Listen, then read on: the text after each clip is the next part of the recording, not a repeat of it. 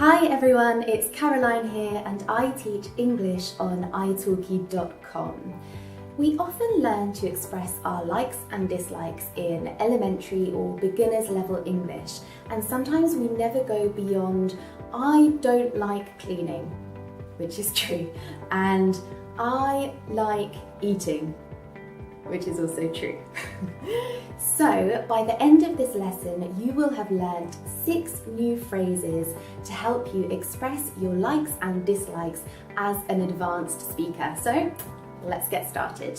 If we like something, we can say I'm fond of and then the thing. For example, I am fond of chocolate. Very true.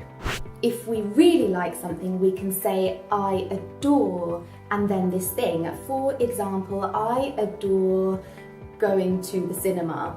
I don't get to go very often because I have children. But I do adore it.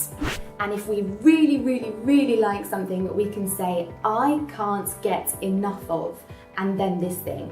For example, I cannot get enough of traveling. Oh, that is really true. I absolutely love, adore, cannot get enough of traveling. Now let's talk about dislikes. If I don't like something, I can say that that thing isn't my thing.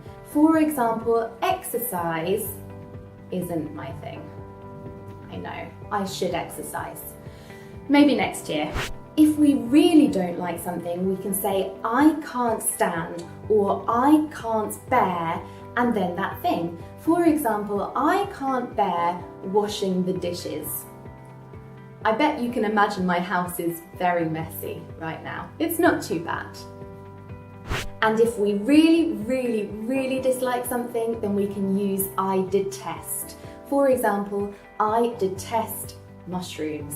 Oh, I really do detest mushrooms.